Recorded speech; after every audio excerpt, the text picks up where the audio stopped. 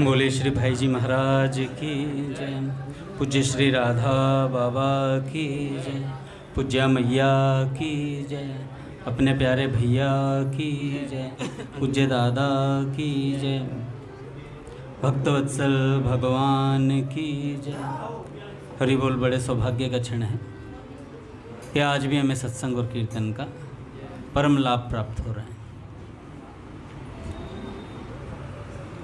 पहले पूज्य भाई जी के कुछ विचार, उसके बाद भक्त चरित्र सुनेंगे मुझे।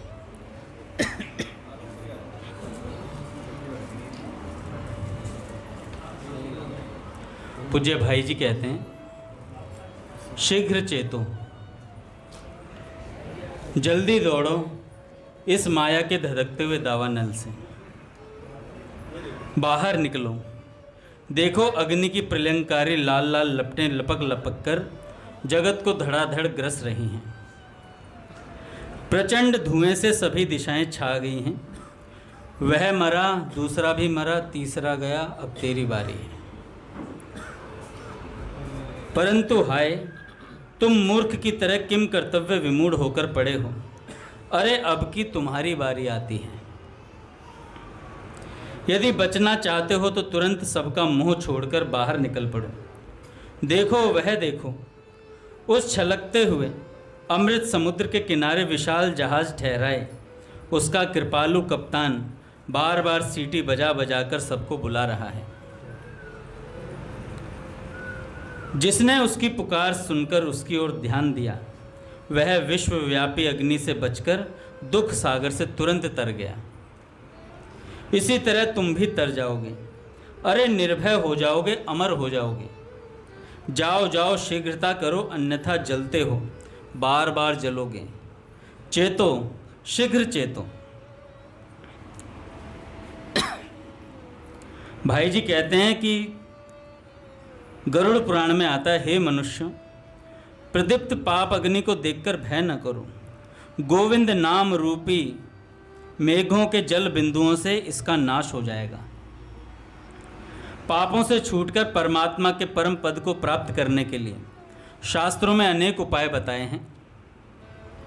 दया में महर्षियों ने दुख कातर जीवों के कल्याण के लिए वेदों के आधार पर अनेक प्रकार की ऐसी विधियां बता दी, जिनका यथाधिकार आचरण करने से जीव पाप मुक्त होकर सदा के लिए निरअतिशय आनंद परमात्मा के सुख को प्राप्त कर सकता है।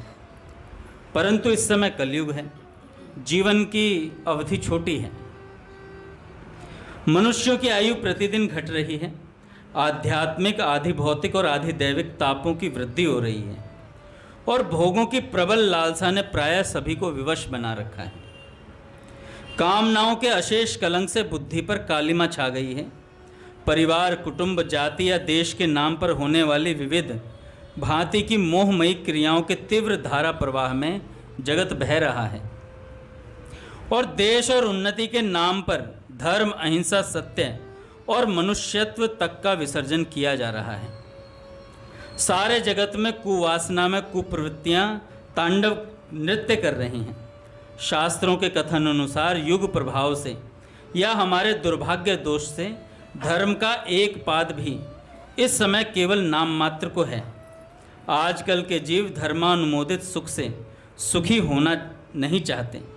सुख चाहते हो अटल, अखंड और आत्यांतिक सुख चाहते हो, परंतु सुख की मूल भित्ति धर्म का सर्वनाश करने पर तुले हुए हो। ऐसी स्थिति में सुख के स्वप्न से भी जगत को केवल निराश ही रहना पड़ता है।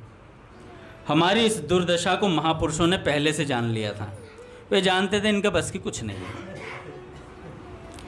इनको बस एक आधार पकड़ाना पड़ेगा। बाबूजी ने कहा, नाम पकड़ लो भगवान का।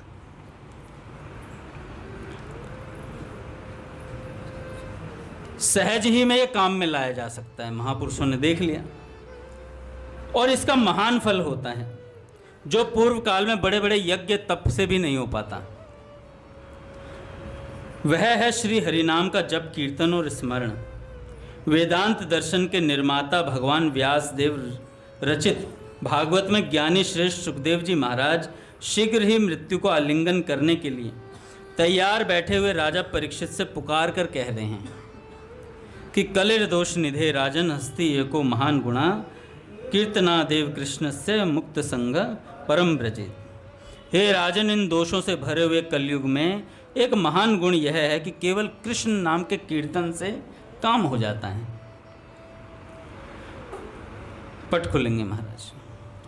श्री राम जय राम जय जय राम, श्री राम जय राम जय जय राम, श्री राम जय राम जय जय राम, श्री राम जय राम जय जय राम, श्री राम जय राम जय जय राम, श्री राम जय राम जय जय राम, जय जय श्यामा जय जय श्याम, जय जय श्यामा जय जय श्याम, जय जय श्री वृंदावन धाम, जय जय श्री वृंदावन धाम। बोलिए राधा माधव सरकार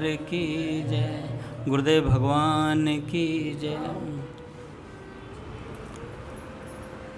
तो भैया केवल नाम कीर्तन से काम हो जाता है।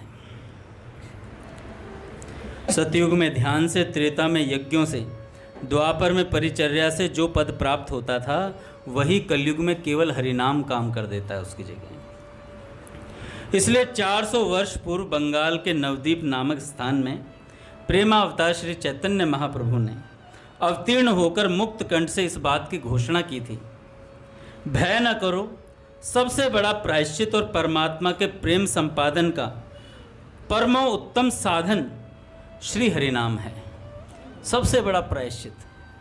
एक जगह भाई जी ने कहा कि 10 नाम अपराध होते हैं नाम जप करते हुए, तो उन 10 नाम अपराधों से बचने का उपाय क्या है? उसका भी उपाय हरिनाम ही है। और नाम जपो, और नाम जपो, और नाम जपो। अघाते नहीं है महाराज नाम जप से जी। पूज्य श्री हरिदास ठाकुर जब नाम जप करते थे, चैतन्य महाप्रभु नित्य दर्शन करने जाते थे उनका। गंगा स्नान करके आते और उधर से हरिदास ठाकुर का दर्शन अवश्य करते थे। गोविंद नाम का एक परिकर था जिसको महाप्रभु ने नियुक्त किया था कि हरिदास को प्रसाद पहुंचा करके आओगे आप। नित्य प्रसाद पहुंचाने जाते थे। नित्य जब जाते तो हरिदास ठाकुर 3 लाख नाम जप करते थे। हरे कृष्ण कृष्ण कृष्ण हरे हरे, हरे राम राम राम हरे हरे। इस प्रकार से नित्य बोल बोल करके 3 लाख नाम जप करते। नित्य बैठे पाते थे वो, रुदन करते हुए, आंखों में आंसू रहते थे। लेकिन एक दिन गोविंद गया तो देखा तो आज हरिदास ठाकुर लेटे हुए हैं। कुटिया अस्त व्यस्त है, साफ सफाई कुछ नहीं हो रखी है। हरिदास ठाकुर आराम से नीचे धरती पर लेटे हुए हैं। स्वास्थ्य थोड़ा अनुकूल नहीं लग रहा है। तो गोविंद ने कहा कि लो प्रसाद पालो। तो उन्होंने कहा कि जब की संख्या पूरी नहीं हुई तो प्रसाद कैसे पालूं। तो गोविंद जी ने जाकर महापुरुष से बताया तो महापुरुष जी मिलने के लिए आए उनसे। महापुरुष जी ने कहा कि हरिदास ठाकुर अब बहुत हो गया नाम जप, तुमने इतना नाम जप लिया, अब तुम्हें जपने की और आवश्यकता नहीं, नियम को थोड़ा शिथिल कर दो। कहा कि महाराज अब तो वैसे ही कम हो गया है और बिना जप किए मैं प्रसाद ले नहीं सकता, बिना जप किए मैं प्रसाद ले नहीं सकता। तो महाप्रभु जी ने कहा कि नित्य दर्शन करने आते महाराज। और जब हरिदास ठाकुर का अंत समय आया तो सब परिकरों के साथ चैतन्य महाप्रभु ने कहा सब चलो।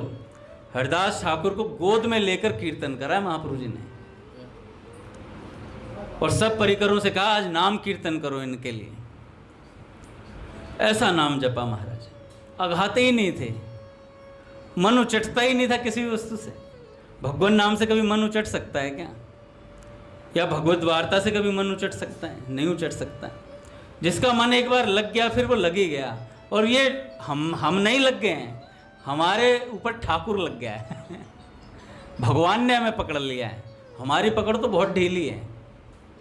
अगर हम कहें कि हमने भगवान को पकड़ लिया है, मैंने कोई साधन करके भगवान को पकड़ लिया है, तो हमारे साधन में इतना बल नहीं है, भगवान में बहुत बल है।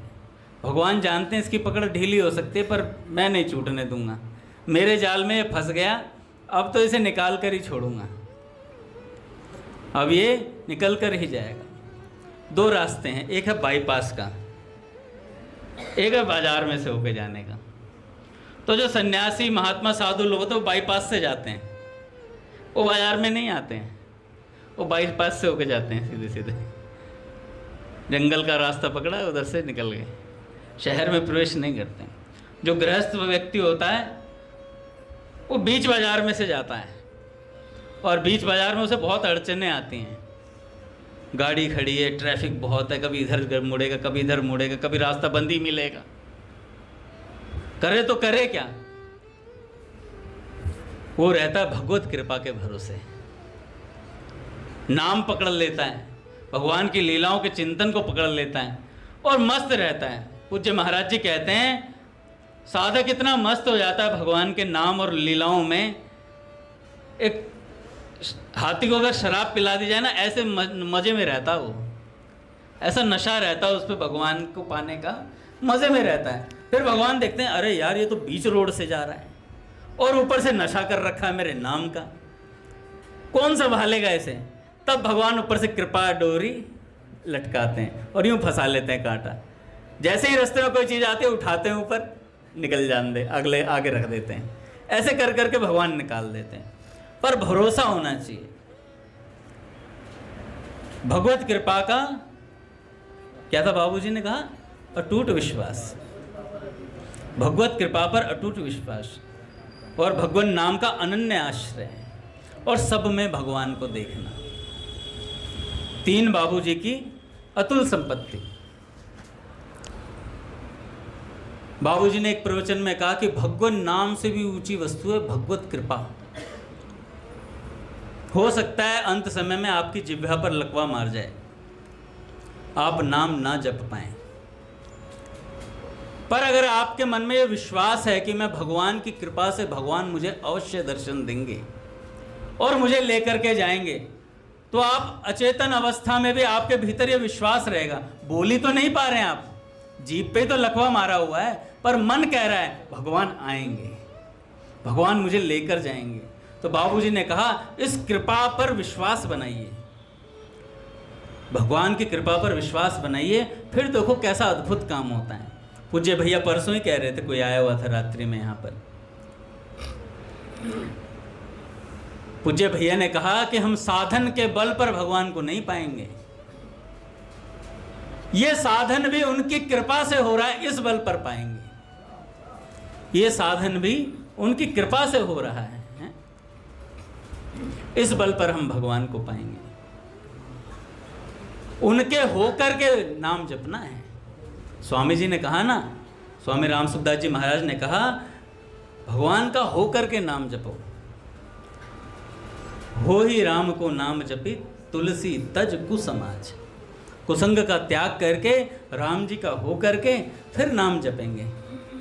अब मन में ये धारणा कर लो, आज से बैठा लो, हम भगवान के हो करके नाम जप कर रहे हैं, हम भगवान के हो करके घर का काम कर रहे हैं।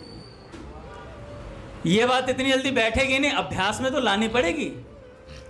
2-4 बार आप जब ये कहोगे ना, मैं तो भगवान का हो करके कर रहा हूँ ये सब काम, जब भी कोई काम करने जाओ मैं आपका होकर के करने जा रहा हूँ यह काम। पूज्य भाई जी अपनी प्रार्थना में कहते हैं, कर प्रणाम तेरे चरणों को, लगता हूँ अब तेरे काज, पालन करने को आज्ञा तब मैं नियुक्त होता हूँ आज।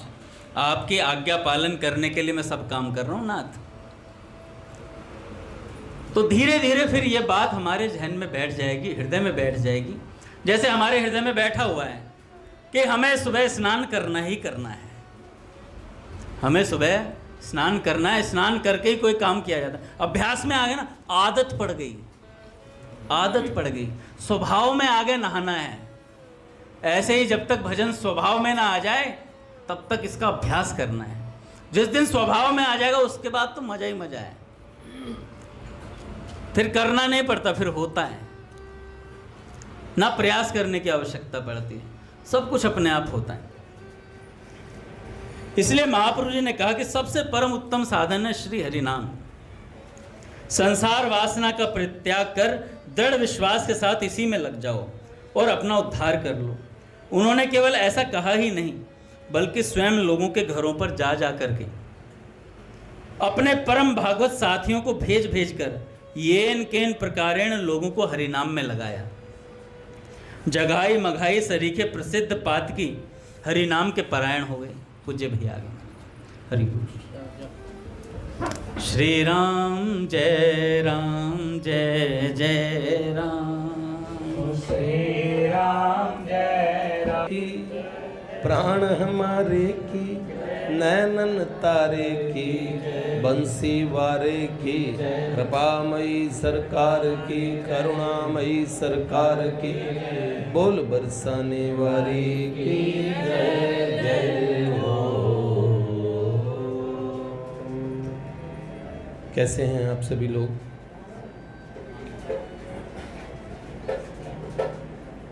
आप बेटे पहली बार आए? कहाँ से आए हो? एक महात्मा पूज्य आनंदमयी माँ और उन संत का बड़ा स्नेह था। जब वो जाने की स्थिति में तो सारे शिष्य हनुमान चालीसा कर रहे थे। डॉक्टर्स ने कहा थोड़ी देर में जाएंगे। महात्मा जी ने भी कह दिया मैं जाऊँगा।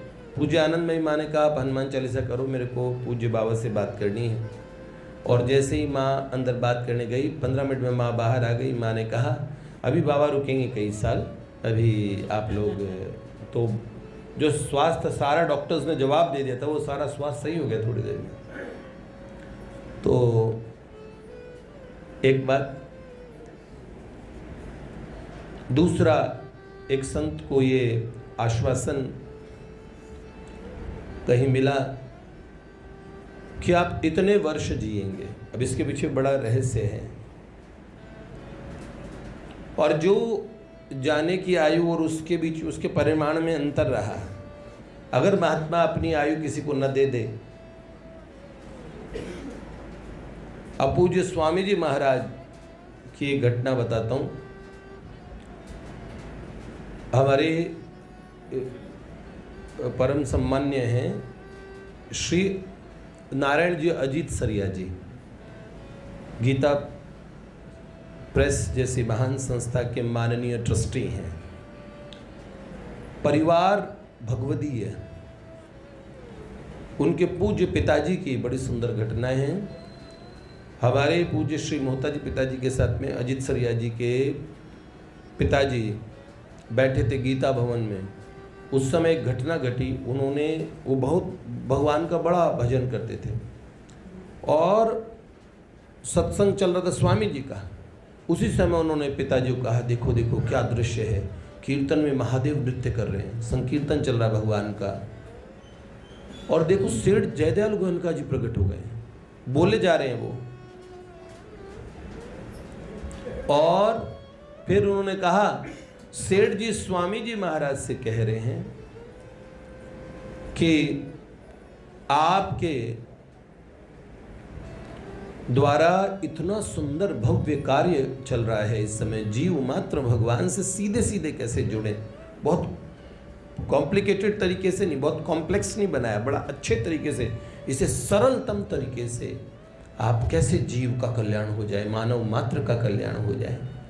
तो सेठ जी ने कहा मेरे संकल्प को आप आगे बढ़ा रहे हैं तो आपकी आयु के 5 वर्ष में आज से और देता हूँ, बढ़ाता हूँ। स्वामी जी लगभग 104 वर्ष, 103 या 104, 105 भी हो सकता है, शायद 105 भी हो सकता है। उनके अंतिम वर्ष में भी मैं उनसे मिला हूँ। और तो मुक्ता जी पिताजी पास थे। उन्होंने कहा इसको अभी आप लिखिए, अभी इस अनुभव को लिखिए। उन्होंने वो अनुभव लिखवाया, पिताजी के आग्रह पे वो अनुभव लिखा कि ऐसे से आयु दी है। और ठीक उस तिथि के 5 वर्ष बाद स्वामी जी ने शरीर छोड़ दिया। वो पत्र जो श्री अजित सरिया जी के पिताजी ने, पूज्य पिताजी ने लिखा, उस पत्र को अभी तक सहेज के रखा हुआ, उस पत्र को हमने भी पढ़ा।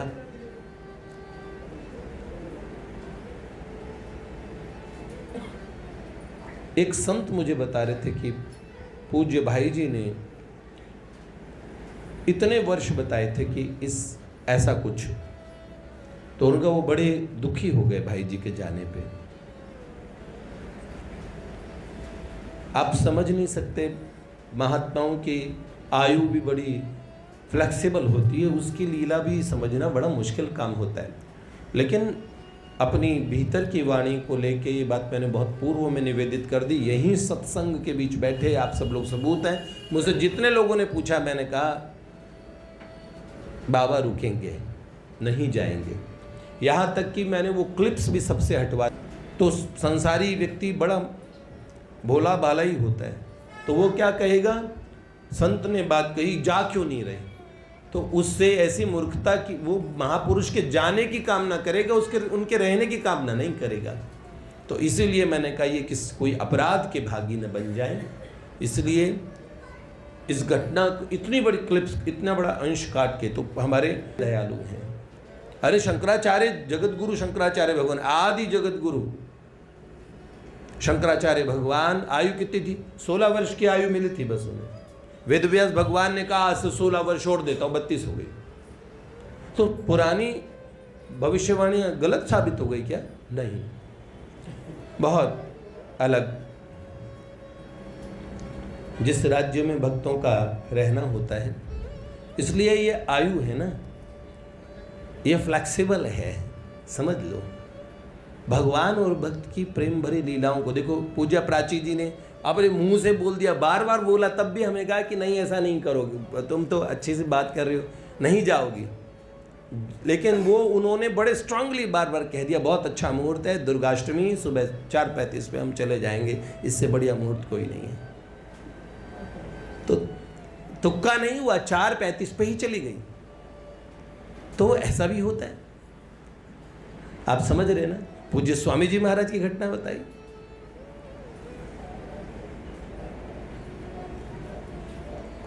भक्त और भगवान की लीला के मध्य में, और राम अतर्क्य बुद्धिमन बानी,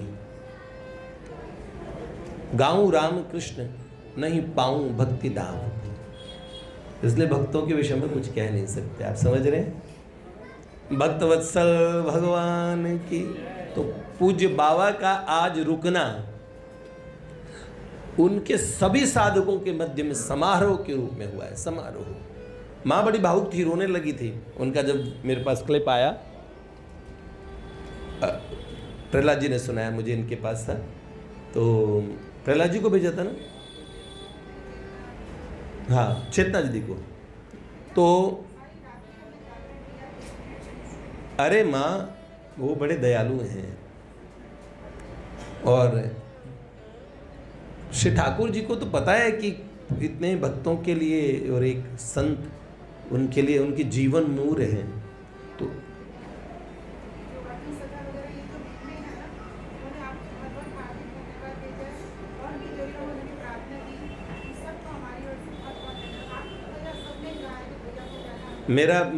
आप मानेंगे नहीं माँ, मैं 2-3 दिन पहले आप सबको एक क्लिप भेजने वाला था कि आप लोग टेंशन मत करो, बाबा नहीं जा रहे हैं।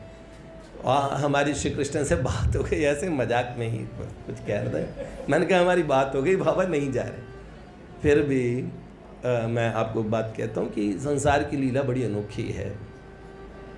अनभिज्ञ बने रहना हर चीज़ को का सुख, आपको सुख देगा।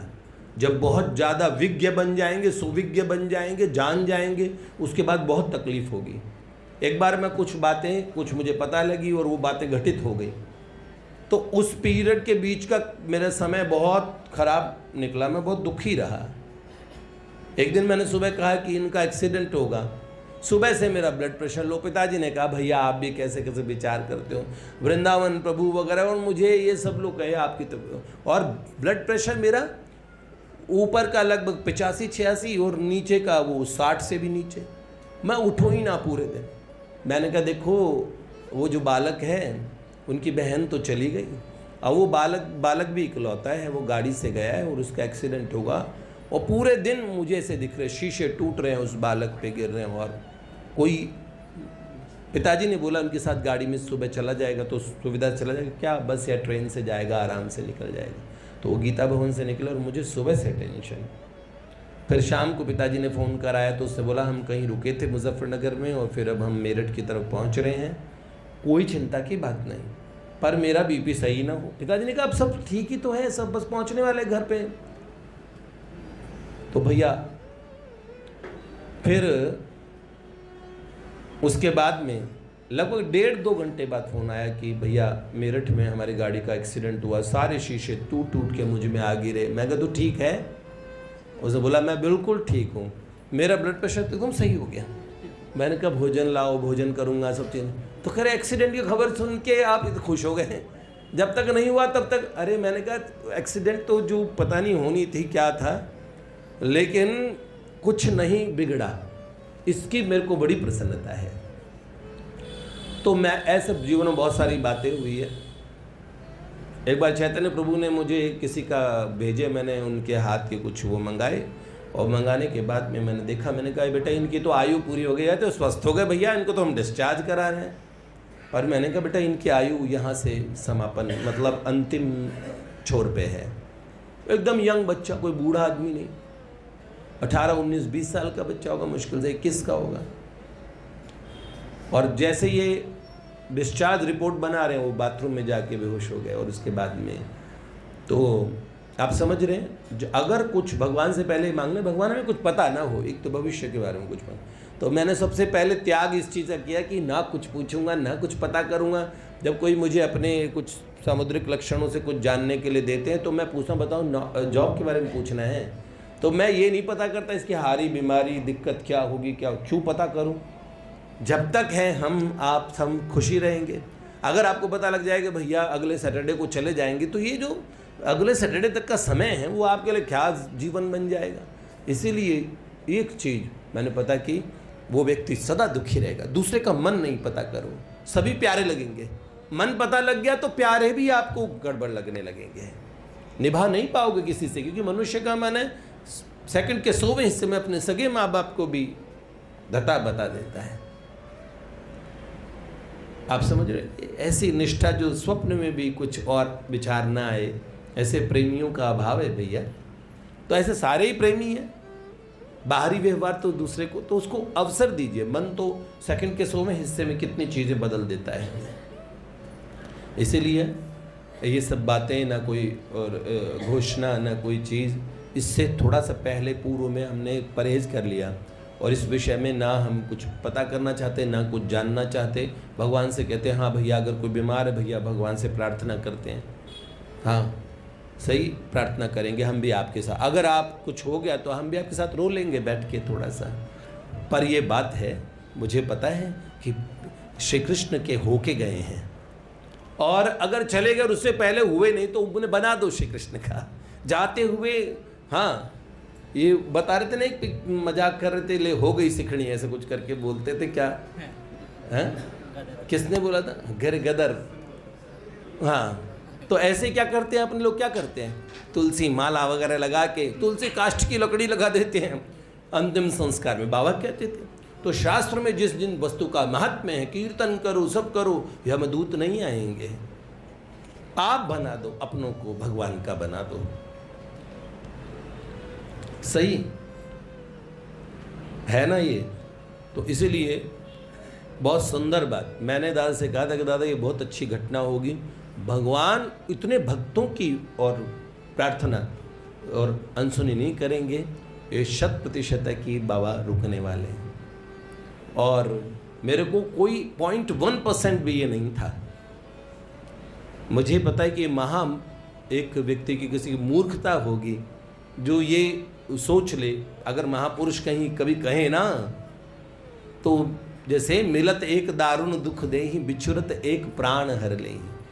भगवान कभी अदृश्य होके जा रहे हों तो जाने देना, पर महापुरुष अगर जीवन से जा रहे हों तो उन्हें पकड़ लेना। वैसे तो महापुरुष शरीर में होते नहीं, शरीर चला भी जाता है तो आप उन्हें अपने जीवन से न जाने दें।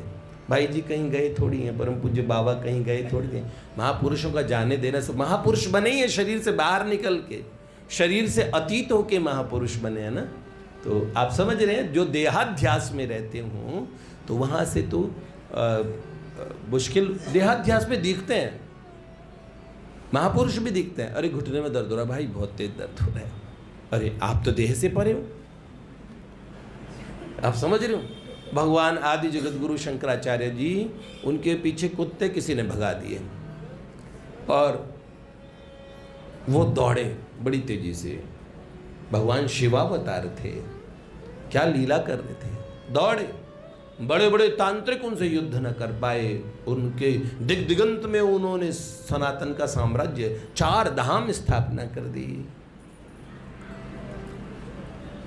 ऐसे जगत गुरु शंकराचार्य भगवान कुत्तों के पीछे भागने से दौड़े। तो एक जने ने बड़ा हंस के कहा, कुत्तों को भगाया और कहा, आप तो कहते ब्रह्म सत्य जगन मिथ्या, तो कुत्ते तो मिथ्या है, फिर आपका ज्ञान कहाँ चला गया। तो जगत गुरु शंकराचार्य भगवान ने कहा, बेटा ज्ञान तो वहीं का वहीं है। क्यों? ब्रह्म सत्य जगन मिथ्या, कुत्ते मिथ्या तो मेरा भागना भी मिथ्या, सब कुछ मिथ्या ही है। हाँ, तो मिथ्या मिथ्या सब चल रहा था, ब्रह्म तो ब्रह्म सत्य ही है। सत्यम परम धीमहि, भगवान आदि हूँ मध्य हूँ अंत सदा हरि हैं, हरि हैं, हरि हैं, हरि हैं जो। तो ये बात साधक को इस तरह सोचनी चाहिए। महापुरुषों की और भगवान की परस्पर लीलाओं की ना, मेरे और मोहन की बातें या मैं जानूं या वो जाने, मेरे और मोहन की बातें या मैं जानूं या वो जाने, मन की दर्द भरी बातें या मैं जानूं या वो जाने। जब दिल में उनकी याद हुई, एक शक्ल नई ज़ाद हुई। जब दिल में उनकी याद हुई, एक शक्ल नई ईजाद हुई। पल पल वो मस्त मुलाकातें, या मैं जानूं या वो जाने, पल पल वो मस्त मुलाकातें, या मैं जानूं या वो जाने। नहीं जागता हूँ नहीं सोता हूँ, नहीं हंसता हूँ नहीं रोता हूँ, नहीं जागता हूँ नहीं सोता हूँ, नहीं हंसता हूँ नहीं रोता हूँ। वो दर्द जुदाई की बातें, वो दर्द जुदाई की रातें, या मैं जानूं या वो जाने, मेरे और मोहन की बातें, या मैं जानूं या वो जाने। गम की घन घोर घटा बरसी, दामिनी वेदना की लरजी। गम की घन घोर घटा बरसी, दामिनी वेदना की लरजी। दृग बिंदु भरी वो बरसाते, या मैं जानूं या वो जाने, दृग बिंदु भरी वो बरसाते। तो सुनो, दोनों का आनंद लो, महापुरुषों को देखो और भगवान को देखो। भगवान की अतिशय कृपा से संत विशुद्ध मिलहि पुनिते ही, राम कृपा करे चित वही जय ही। जिनको भगवान बड़ी कृपा करके देखते हैं, जब जान की कंत द्रवें जन पे, तब संत मिले भव अंतों होई। अपने आचार्यों से, अपने गुरुजनों से, महापुरुषों से, संतों से श्री हरे राम व्यास जी महाराज ये कहते, संत सबे गुरुदेव हैं, व्यासन ये प्रतीति। संतों में, महापुरुषों में साधना अपनी पद्धति की जो गुरुदेव ने दिए हैं।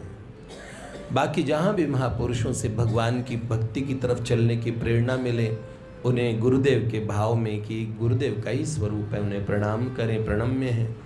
हाँ, पद्धति, साधन पद्धति गुरुदेव के द्वारा बताई गई, वो बदलनी नहीं चाहिए बार बार। बस यहाँ तक कि अनन्यता साधक को रखनी ही चाहिए, है ना? समझ रहे ना? साधन पद्धति बार बार देखो भैया, आप बताइए, लाख बार हरि हरि कहें, एक बार हरिवंश अति प्रसन्न श्री। नहीं नहीं नहीं, आहा नहीं, कितनो पापी क्यों न होए, हरिवंश नाम जो ले, ललित लड़े तीरीझ के महल खवासी दे। कितनों पापी क्यों न हो, हरिवंश नाम जो ले। तो हम हरिवंश नाम ऐसे तो लेते हैं, है ना? श्री हरिवंश बोलिए। अब हरिदासी महात्मा कहते हैं कि लाख बार हरि हरि कहो, एक बार हरिदास अति प्रसन्न श्री लाडली धेत वृंदावन वास। तो अब हम आज से श्री हरिदास जपेंगे नहीं, हरिवंश वाले श्री हरिदास जपने लगे। श्री, अरे वो हरिवंश नाम ऐसे बोल भी देंगे जे अनन्यता में, ये नहीं कि आप श्री हरिवंश नाम ना ले, श्री हरिदास नाम ना ले, लेकिन आप जो पद्धति से अपनी परंपरा से नाम को जप कर रहे हैं, जो वो आपको बदलने की आवश्यकता ही नहीं। उसी में श्री हरिवंश नाम आ जाएगा, उसी में श्री हरिदास नाम आ जाएगा। अगर श्री हरिदासी परंपरा में, तो उसमें श्री हरिवंश चंद्र महाप्रभु, श्री चैतन्य महाप्रभु, श्री वल्लभाचार्य महाप्रभु सब आ जाएंगे, सब। इसलिए अपनी ही परंपरा के तरीके से साधन पद्धति को अनुसरण करना चाहिए। ये बात यहाँ तक अनन्यता कही जाती है, पर अनन्यता में ये नहीं, अरे ये इनका तिलक तो हमसे अलग है, इसका मतलब ये प्रणम्य नहीं है। शास्त्रों में आप जब घटनाएं पढ़ेंगे, महापुरुष को प्रणाम तक नहीं किया, अमुक प्रकार से पतित हो गए, भ्रष्ट हो गए, तिर्यक योनि में प्रवेश मिल गया, ऐसा सुनते हैं ना। इसलिए ये अपराध कभी भी ना हो। सही है? महाजनों, महापुरुषों का संग मिल जाए, ये बड़ी कृपा की बात है। इस बात को बिल्कुल समझ के आगे बढ़ना चाहिए। तो ये भगवान की कृपा से आप लोगों को सत्संग मिला है, और इसमें आपको ये सुबुद्धि है। हम सभी महापुरुषों को अपने ही मायत के समान समझते हैं, अपने माता पिता के समान। आप मुझे बताइए, आप में से शायद ही कोई होगा जो कोई अन्य महापुरुषों के दर्शन करता हो और उनका आदर परम पूज्य बाबूजी बाबा के समान न करता हो। सम्मान अपने गुरुजनों से हमने यही सीखना चाहिए कि हम उन जो भी महापुरुष मिले उनका सम्मान करें। बहुत अच्छी बात है, चाहे वो हमारे ज्ञान मार्ग के हों, चाहे वो, पर वो हैं प्रभु से जुड़े हुए, हम उनको नमन वंदन करते हैं। पर सत्संग हम किनका करेंगे? सत्संग हम उनका करेंगे जो सजातीय वासना विशिष्ट सत्संग करना चाहिए, जिस सत्संग से हमारी प्रिया प्रियतम युगल सरकार में भक्ति बढ़ती हो, अनुराग बढ़ता हो, अपने गुरुदेव के चरणों में अनुराग बढ़ता हो, अपना साधन पक्का होता हो। कहीं भी मैं कोई आपका साधन कच्चा कर दे, वो महापुरुष ही हैं। यद्यपि वो पर प्रवचन कर रहे हैं, निर्गुण निराकार का प्रवचन कर रहे हैं, पर उनकी भावना में सगुण उपासना अगर न्यून है तो उनके प्रवचनों में, सत्संग में भी वो बात निकल के आएगी। तो आपके नाम के प्रति जो रुचि वो कम न हो जाए, अपनी साधना में संशय न हो जाए, इसीलिए आपको ये पता होना चाहिए कि सत्संग भी कहाँ करना है, इसकी भी सावधानी। और बाकी तो आप इस मार्ग पे चलेंगे ना, भगवान अपना जप करेंगे, भगवान नाम का आश्रय लेंगे, तो आपको खूब खूब भीतर से प्रेरणा मिलती रहेगी कि यहाँ हमें संग करना चाहिए, ये श्रवण करना चाहिए या नहीं करना चाहिए इसका। और ठीक है, हाँ, इसका भीतर में भगवान आपको संकेत करते रहेंगे। जय जय श्री राधे।